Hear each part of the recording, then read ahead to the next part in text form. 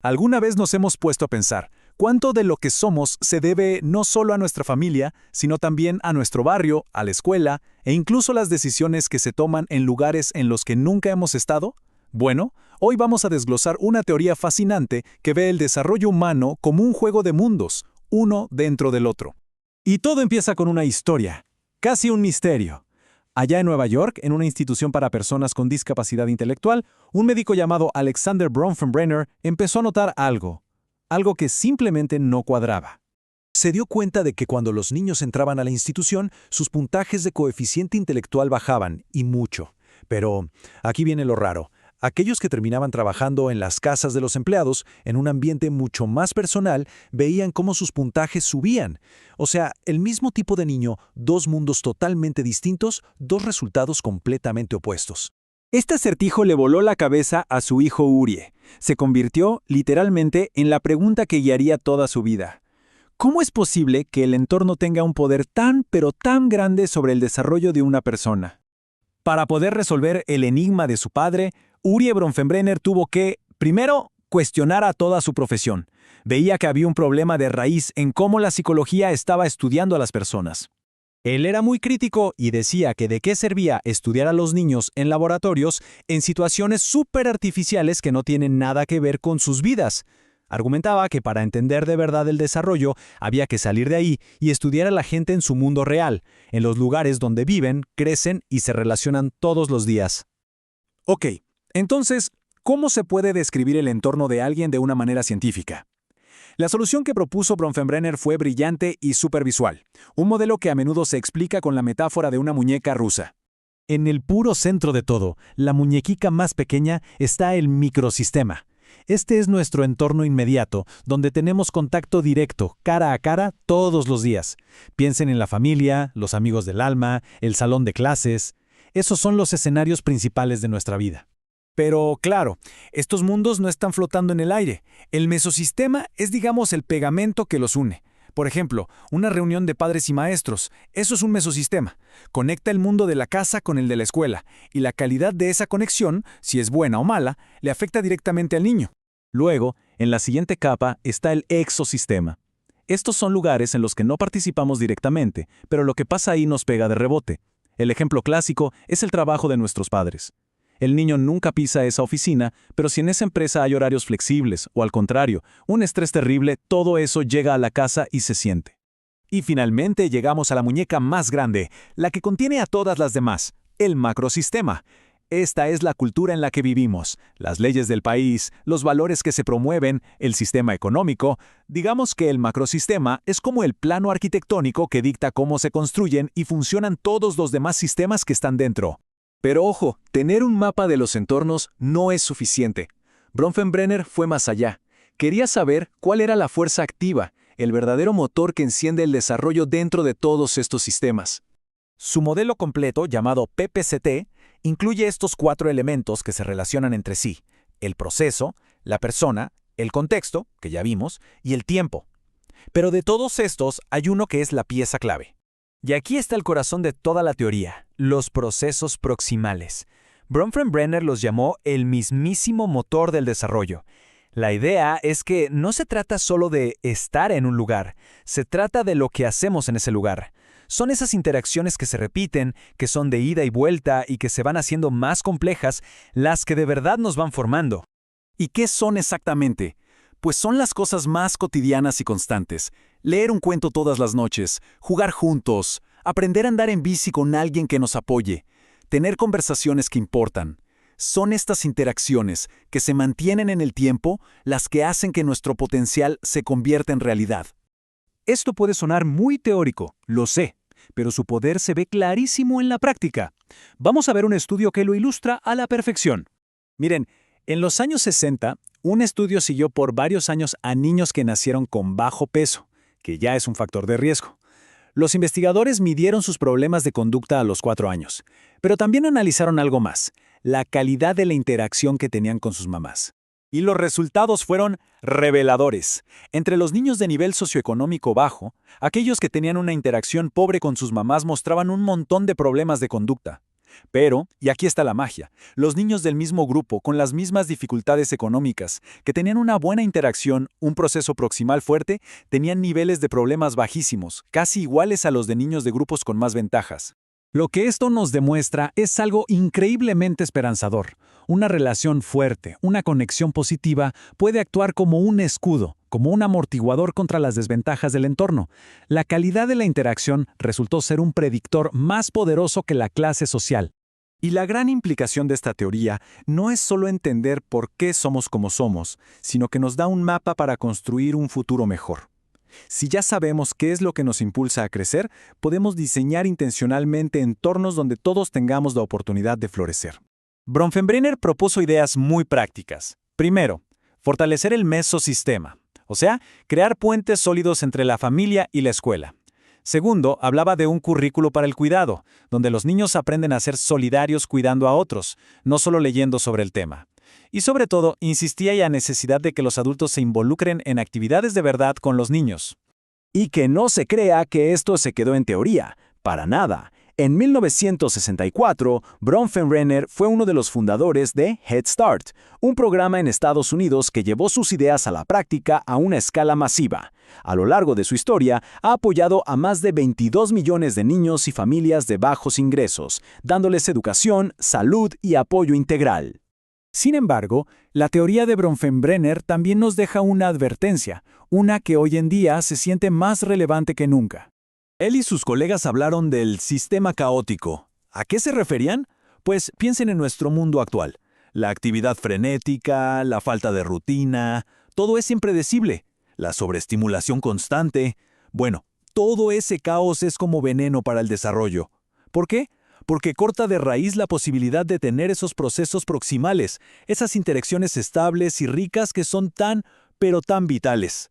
Y eso nos deja con una pregunta fundamental, para todos. La teoría de Bronfenbrenner no es solo para entender el mundo, es un llamado a la acción. En medio del caos de la vida moderna, la gran pregunta es, ¿cómo podemos, como individuos y como sociedad, construir y defender a propósito esos espacios de calma, de conexión y de cuidado que son esenciales para que los seres humanos lleguemos a ser nuestra mejor versión? A ver, pensemos en esto por un momento. ¿La educación de una persona de verdad ocurre solo en el salón de clases? Claro que no, es algo mucho más grande, un esfuerzo en conjunto, una verdadera alianza. Hoy vamos a explorar una idea muy potente, la conexión inseparable entre la escuela, la familia y la comunidad.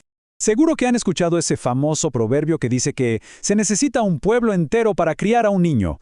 Es una idea que suena genial, ¿no? Pero, a ver, en la vida real, ¿cómo se ve eso en la práctica? ¿Cómo se organiza ese pueblo para de verdad apoyar a las nuevas generaciones? Vamos a descubrirlo.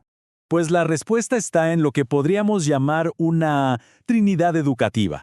Y ojo, no hablamos de tres piezas separadas que a veces chocan entre sí, sino de un sistema totalmente integrado, como un engranaje perfecto donde la escuela, la familia y la comunidad comparten la enorme responsabilidad de formar a una persona.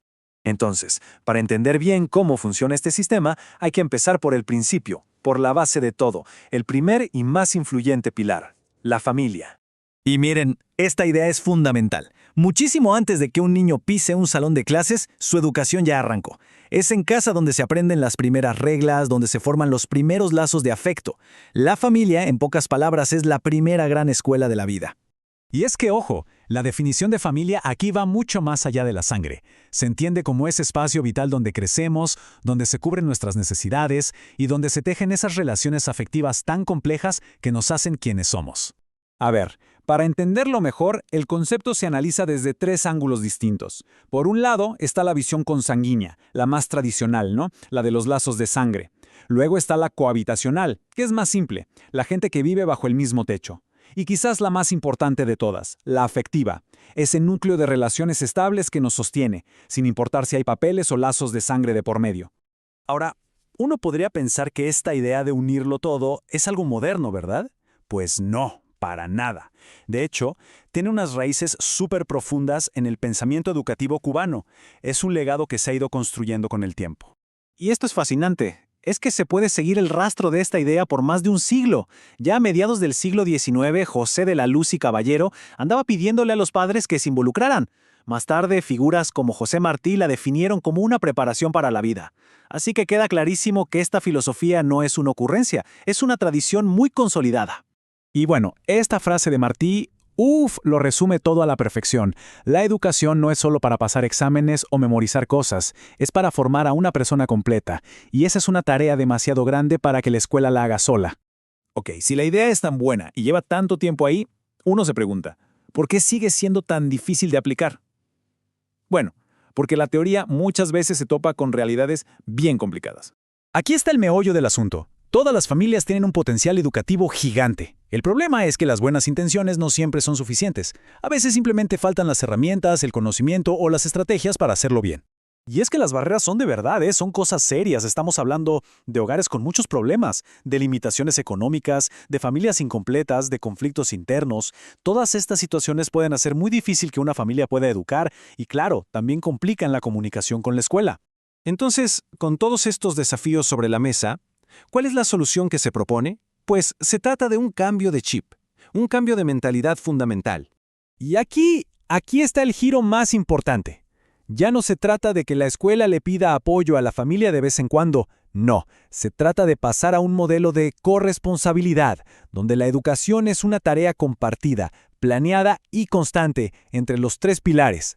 A ver, miren el contraste, es que es súper claro. En el modelo viejo, la escuela manda y la familia, ayuda si se le pide, pero en el nuevo modelo hablamos de una alianza de verdad, donde todos colaboran, todos tienen deberes y la relación es estable, no algo de una vez al año. Todo esto suena muy bien en la teoría, ¿cierto? Pero, ¿y en la práctica? ¿Cómo se aterriza esta idea? Pues el estudio que analizamos nos da un ejemplo muy concreto. Bueno, pues los investigadores se pusieron a trabajar con un grupo de 18 familias con niños pequeños para poner a prueba diferentes maneras de crear este vínculo. Y fíjense que el enfoque no fue una sola cosa, para nada. Fue súper variado, hicieron de todo, desde charlas y visitas hasta actividades en grupo, dramatizaciones e incluso algo que me encanta, los té conversatorios, para crear un ambiente más relajado y de confianza. La idea era abrir todos los canales posibles.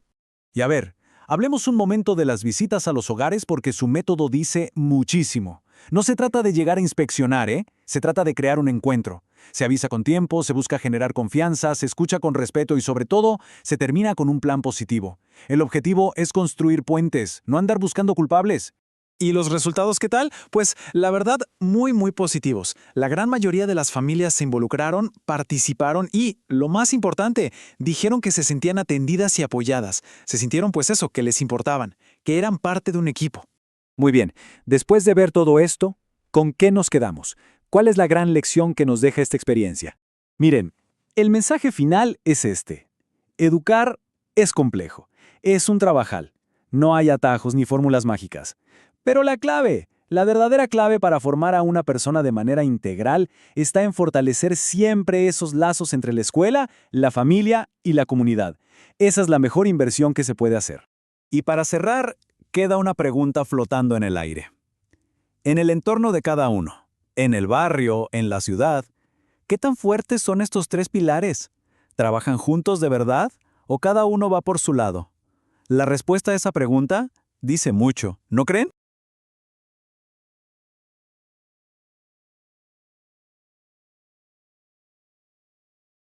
¿Qué pasa cuando los dos mundos más importantes para un niño, o sea, su casa y la escuela, simplemente no se comunican? Hoy vamos a meternos de lleno en un proyecto chileno fascinante que buscó justamente construir un puente para unir esos dos mundos. Y para empezar, tenemos que entender cómo se ve la situación desde cada lado de la orilla. Desde la perspectiva de la escuela, especialmente en comunidades vulnerables, esta frase, lo resume todo.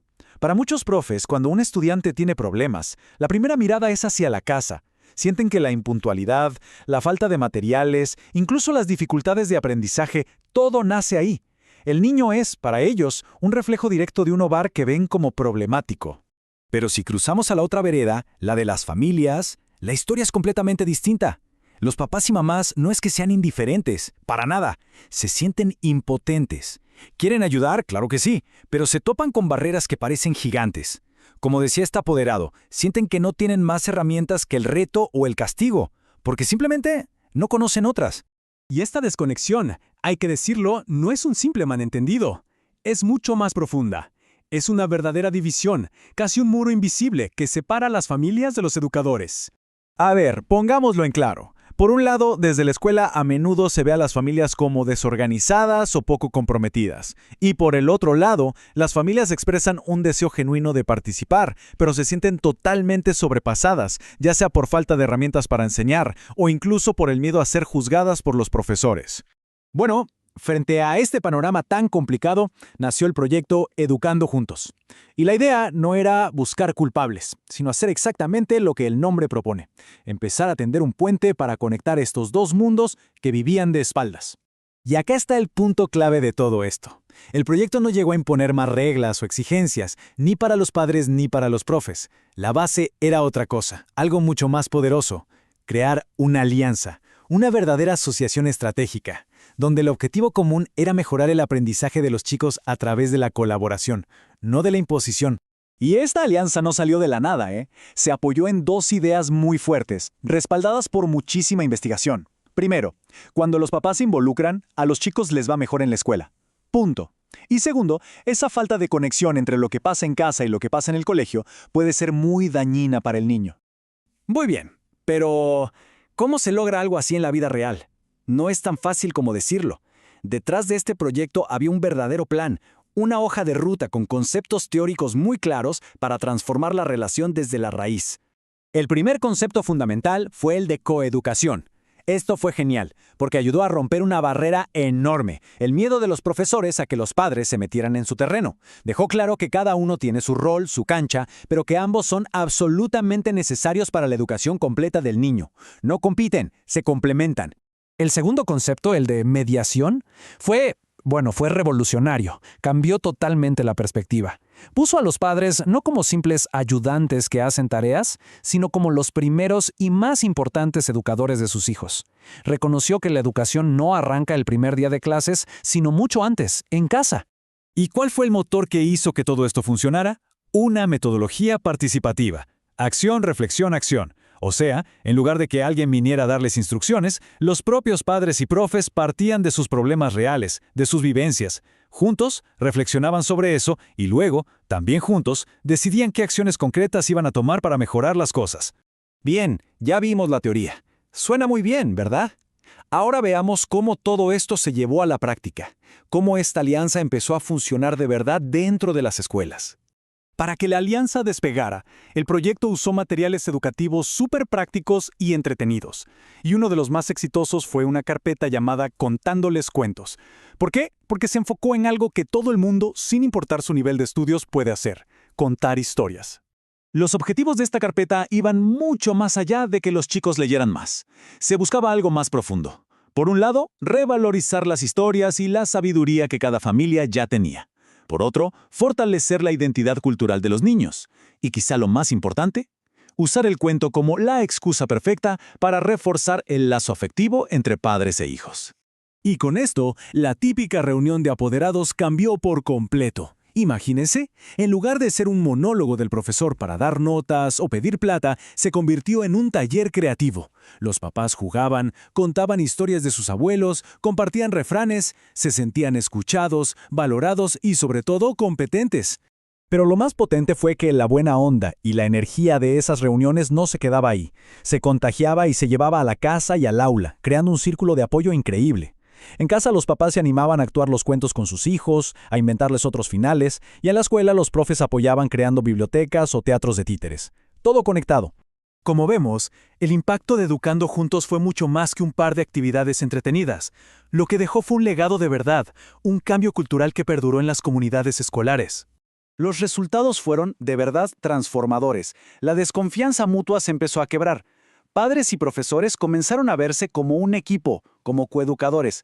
Las familias se sintieron mucho más seguras en su rol y la escuela, a su vez, se volvió más abierta a probar cosas nuevas. Y al final del día, todo esto creó un ambiente mucho mejor para que los niños pudieran aprender y crecer. Y quizás la lección más grande que nos deja todo esto es que esta tremenda innovación no dependió de tener más plata o la última tecnología. No, su verdadero poder estuvo en algo mucho más humano y fundamental: cambiar la dinámica de la relación, construyendo un puente basado en el respeto y el trabajo en equipo. La experiencia de Educando Juntos nos deja picando una pregunta súper importante. Nos invita a mirar a nuestro alrededor, a nuestras propias escuelas y comunidades, y a pensar, ¿dónde están nuestras divisiones? ¿Cuáles son los puentes que nosotros necesitamos empezar a construir?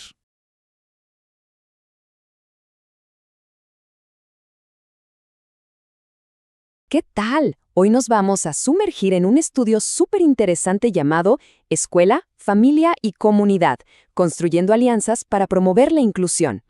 Vamos a desmenuzar cómo estos tres mundos pueden y deben unirse para que la educación inclusiva deje de ser un ideal y se convierta en una realidad. Para arrancar, quiero lanzar una pregunta al aire. Pensemos un segundo. ¿Cuál es ese recurso potentísimo que está ahí, pero que casi no usamos en el sistema educativo? La respuesta, créanme, nos va a sorprender. Y es que la pista es esta. La respuesta no está dentro del aula. No, no es la última tableta digital ni el currículo más moderno. Es algo mucho, mucho más humano y fundamental. Ok, ahora sí, entremos en materia. El estudio pone el dedo en la llaga. Nos habla de una brecha enorme. Por un lado está el discurso, lo que soñamos con una educación inclusiva. Y por otro, pues la realidad cruda que se vive en las escuelas día a día. Esta cita del texto es demoledora. Lo resume a la perfección. Hablamos muchísimo de inclusión, pero la experiencia real para un montón de familias y estudiantes sigue siendo de exclusión. Y esa es la tensión que tenemos que resolver. Y entonces, ¿qué es lo que están pidiendo las familias? Miren, no es nada del otro mundo. Quieren escuelas donde quepan todos, de verdad. Profesionales que entiendan a sus hijos, que los vean. Quieren que se preocupen por su bienestar emocional, que los protejan del bullying. Y lo más importante, quieren dejar de ser espectadores y pasar a ser socios de verdad en la educación de sus hijos. Quieren que su voz cuente. Aquí es donde la cosa se pone buena. El análisis nos dice que para cerrar esa brecha entre lo que se dice y lo que se hace, hay un eslabón perdido. Y ese eslabón son las alianzas. Alianzas de verdad, sólidas, entre la escuela y las familias.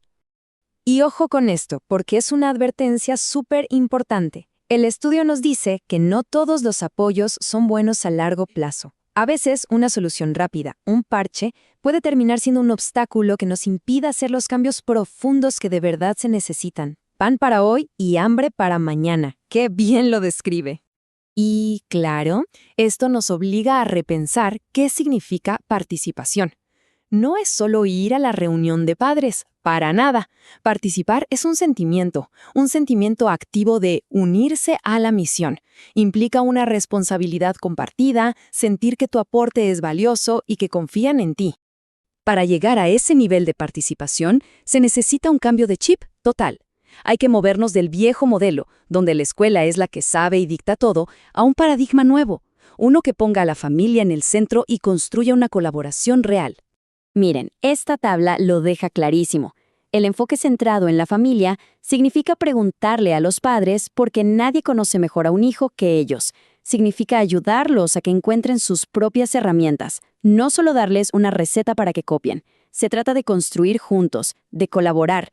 La idea no es que los profesionales sean los únicos expertos, sino reconocer que las familias son expertas en sus propios hijos. Y la meta final de todo este cambio es una palabra potentísima: empoderamiento. Empoderar a una familia es darle la confianza y las herramientas para que tomen las riendas, para que puedan tomar las mejores decisiones. Y cuando una familia se siente empoderada, créanme, todo el sistema educativo sale ganando. Bueno, muy bonito todo, pero ¿cómo se hace? ¿Cómo construimos esa colaboración? Pues el estudio nos lo pone fácil, lo desglosa en 7 pilares. Pensemos que son como los ingredientes clave para que esa alianza funcione y dure en el tiempo. Estos 7 pilares son básicamente los cimientos del puente que necesitamos construir entre la escuela y el hogar. Vamos a revisarlos uno por uno para entender bien cómo levantar esa base sólida. El primero, que parece obvio pero a menudo falla, es la comunicación. Pero no cualquier tipo de comunicación. Tiene que ser amable, clara, constante y sobre todo tiene que ser de ida y vuelta. Se trata de saber escuchar tanto como de saber hablar. Segundo, la competencia profesional. Las familias necesitan sentir que los educadores saben lo que hacen, y eso significa estar al día, ser flexibles para adaptar estrategias y, algo crucial, tener expectativas altas para todos los estudiantes, sin excepción. El tercer pilar es el respeto. Y esto va mucho más allá de ser cortés. Significa valorar de corazón la cultura de cada familia, fijarse en sus fortalezas en vez de en sus problemas y tratar a todo el mundo con dignidad. Cuarto pilar, el compromiso. Las familias se dan cuenta cuando un profesional de verdad se preocupa, cuando va más allá de cumplir con su trabajo. Se trata de esa sensibilidad, de estar disponible, de demostrar que de verdad te importa. Quinto pilar, la igualdad. Este sí que es un cambio de mentalidad radical. Se acaba la jerarquía de yo sé más que tú. Aquí el poder se comparte. Las decisiones se toman en conjunto, se negocian. El objetivo es que la familia se sienta un socio al mismo nivel. Sexto, la defensa. Un verdadero aliado no solo apoya, defiende. Significa que los educadores hacen suya la causa de la familia, se anticipan a los problemas y luchan por los derechos del estudiante dentro del mismo sistema. Y finalmente, llegamos al séptimo pilar, el que lo une y lo sostiene todo, la confianza. Es esa creencia básica, fundamental, de que puedes contar con la otra persona, de que va a actuar bien, con coherencia y con honestidad. La metáfora que usa el estudio es simplemente perfecta. La confianza es la piedra angular que sostiene el arco. Sin esa pieza clave, no importa qué tan fuertes sean los otros pilares, la estructura entera se viene abajo. Así de simple. Todo, absolutamente todo, se construye sobre la confianza. Perfecto. Ya vimos el problema, la solución y los pilares para construirla. Ahora, la pregunta del millón. ¿Cómo pasamos a la acción? ¿Por dónde empezamos a construir estos puentes en nuestras propias comunidades? Pues bien, el documento nos da una hoja de ruta, sencillita, pero muy potente. Primero, miremos lo que ya funciona bien y seamos honestos sobre las barreras que existen. Segundo, y esto es vital, escuchar, abrir las orejas y el corazón a lo que las familias necesitan. Tercero, rediseñar cómo y dónde participamos para que sea un espacio que de verdad empodere. Y por último, planificar, actuar, medir cómo vamos y, muy importante, celebrar cada pequeño logro. Y para cerrar, nos queda esta reflexión final del estudio. Es verdad, a veces no podemos elegir las condiciones en las que trabajamos, pero lo que sí podemos elegir siempre es qué papel vamos a jugar. La pregunta no es si se puede o no, la pregunta es qué parte de la historia de nuestras escuelas vamos a elegir escribir.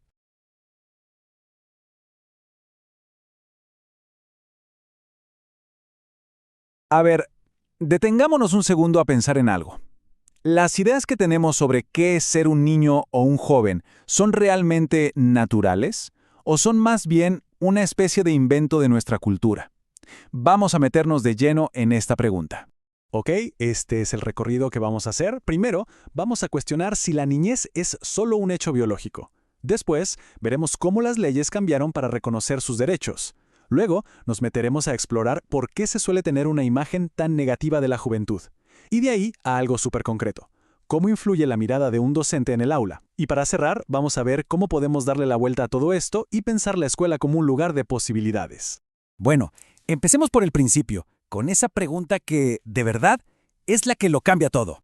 Y ojo, esta no es una pregunta nueva, ¿eh? La antropóloga Margaret Mead ya la ponía sobre la mesa hace tiempo, porque nos obliga a cuestionar eso que damos por hecho.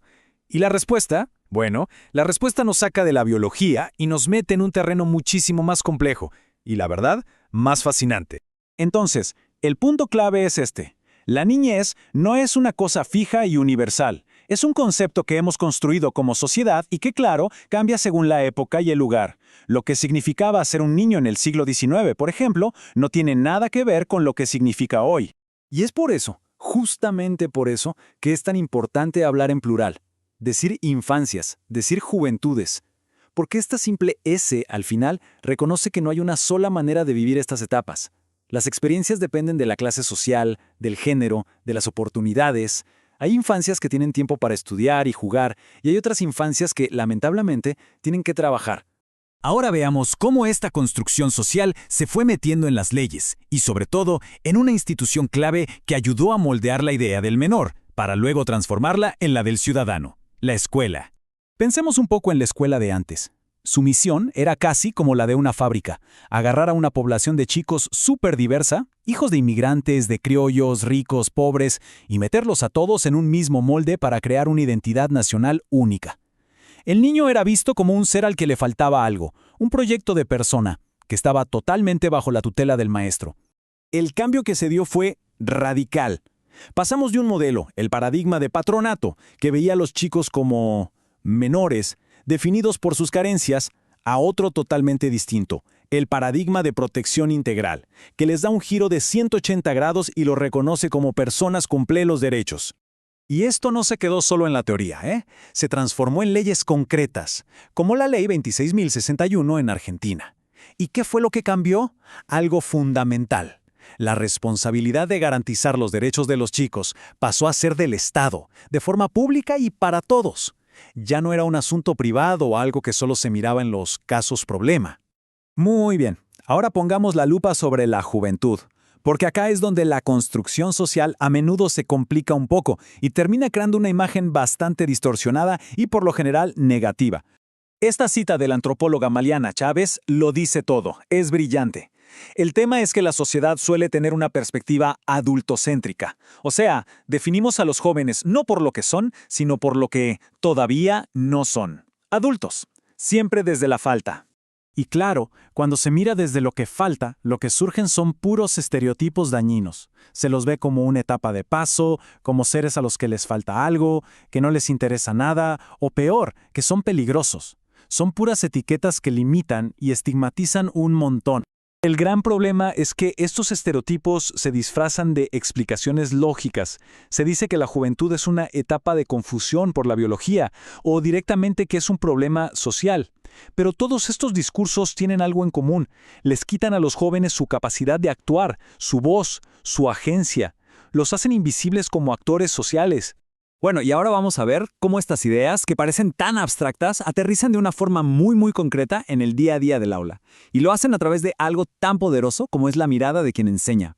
Para entender esto, hay un concepto que es clave: la violencia simbólica. Suena un poco denso, pero la idea es que son esas clasificaciones que parecen inocentes, pero que, en realidad, están reforzando las desigualdades sociales que ya existen. Una simple evaluación, un comentario, puede no ser tan neutral como creemos. Miren esta tabla, está basada en una investigación de Bourdieu y Saint-Martin, y la verdad es impactante. Fíjense cómo los adjetivos que usan los profes para describir a sus estudiantes cambian radicalmente según su origen social. A medida que el origen social es más alto, aparecen palabras como favorable, inteligente, brillante. Y abajo, pobre, mediocre, torpe. Es tremendo. Y uno se pregunta, ¿de dónde salen estos juicios? Bueno, muchas veces no se basan solo en el rendimiento académico, sino en cosas como la forma de hablar, los modales, hasta la postura. A esto se le llama capital cultural. Es algo que se hereda en casa, pero que la escuela muchas veces premia como si fuera un mérito natural o propio de la persona. Este mecanismo es tan conocido que hasta tiene un nombre, el efecto Pigmalión. Y es básicamente una profecía autocumplida. Es simple. Si un docente espera que un estudiante sea brillante, de forma inconsciente le va a dar más atención, más estímulo, y eso va a facilitar que tenga éxito. La expectativa del principio, ya sea buena o mala, termina creando el destino del estudiante. Entonces, frente a este panorama que parece un poco desalentador, ¿está todo perdido? No para nada. Justo acá es donde podemos empezar a construir una alternativa. La propuesta es cambiar el enfoque de raíz. En lugar de ver a la juventud como el gran no, como un problema que hay que arreglar o una etapa que hay que superar, podemos empezar a verla como un estado de posibilidad. Y ojo, no posibilidad en el sentido de qué buenos que son, sino en el sentido de poder hacer, de reconocer sus capacidades y su potencia. A ver, es fundamental entender que todos clasificamos. Es inevitable. El punto no es intentar dejar de hacerlo, sino ser conscientes de cómo lo hacemos. La herramienta más poderosa que tiene cualquier educador es la reflexión crítica sobre su propia práctica. Parar la pelota y pensar, para no dejar que los prejuicios silenciosos terminen decidiendo el futuro de sus estudiantes. Y con esta pregunta final cerramos, porque si la mirada de una persona puede limitar un futuro, también tiene el poder de expandirlo hasta el infinito. La forma en que miramos a las nuevas generaciones no solo describe la realidad que tienen, sino que de hecho ayuda a crearla.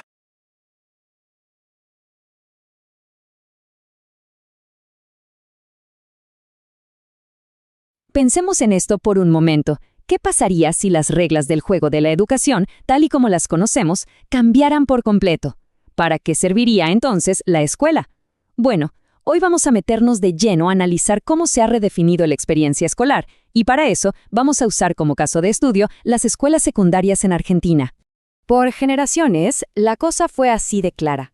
La educación era vista como un camino directo, casi una garantía, para tener movilidad social y un futuro estable.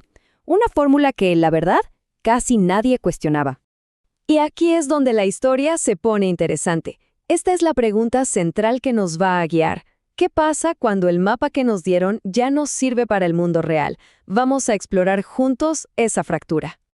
Ok, para poder entender la ruptura, primero tenemos que entender bien qué era lo que se prometía. Y es que la escuela secundaria no era solo un lugar para aprender, Era una institución social con un mandato clarísimo. Y es importante aclarar algo.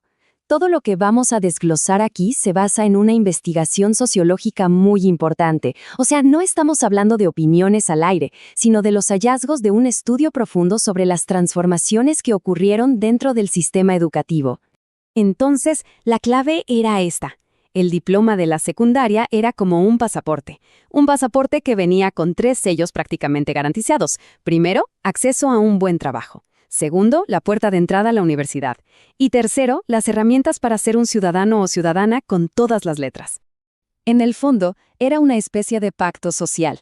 La sociedad invertía en la escuela y la escuela, a cambio, entregaba individuos listos para integrarse al mundo. Un camino bastante predecible y, sobre todo, seguro. Pero entonces ese camino se quebró. Fuerzas externas, muy poderosas, empezaron a carcomer sus cimientos y alteraron por completo el recorrido para toda una generación. Y para entender esto, el contexto histórico es fundamental. No fue algo que pasó de un día para otro. Fue un proceso de décadas que reconfiguró de pies a cabeza la sociedad argentina. El Estado perdió fuerza, la exclusión social creció y la crisis del 2001 fue, digamos, el golpe de gracia. Y esta cita lo deja clarísimo. No fueron solo cambios en la economía. Se creó una sociedad completamente distinta, una donde la precariedad y la incertidumbre se volvieron el pan de cada día. Este es quizás el impacto más hondo. La crisis no fue solo de dinero, fue una crisis de futuro.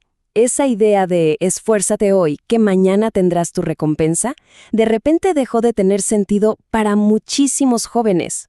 De pronto, el mapa ya no servía. El viaje a la vida adulta se había vuelto incierto, lleno de desvíos y callejones sin salida, sobre todo para los sectores más golpeados por la crisis. Bueno, para comprender esta nueva realidad, tenemos que cambiar la forma en que la miramos. La sociología nos da un par de conceptos que son clave para entender la complejidad que nació de esta fractura. A ver, y esto es muy interesante. Fíjense en el cambio del singular al plural. Dejamos de hablar de la juventud, como si fuera un bloque homogéneo, para hablar de las juventudes. ¿Por qué? Porque se reconoce que la experiencia de ser joven es radicalmente distinta según tu origen social y tu contexto. Esto, por supuesto, se refleja en la educación. Antes se pensaba en trayectorias escolares, un recorrido estándar, igual para todos dentro del sistema. Hoy, ese concepto se queda corto. Por eso se habla de trayectorias educativas, porque se reconoce que la formación de una persona es un mosaico que incluye el trabajo, la familia, la vida en el barrio, todo cuenta. Y esa es la idea central. La experiencia educativa ya no es una carrera en línea recta, donde pasas de un grado al siguiente y listo.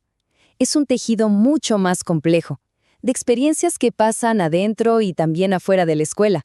Frente a esta nueva realidad, a esta sociedad fragmentada, la política educativa en Argentina tomó una decisión histórica que redefinió por completo el sentido de la escuela secundaria. este año. Este año es el punto de quiebre, un antes y un después en la historia de la educación del país. En 2006 se sancionó la Ley de Educación Nacional, un cambio de paradigma total que buscaba responder justamente a todas estas transformaciones sociales que venimos analizando. El punto central de esta ley es que invierte totalmente la lógica. La secundaria deja de ser un filtro para seleccionar a los mejores y pasa a ser un derecho que el Estado tiene que garantizar para todos.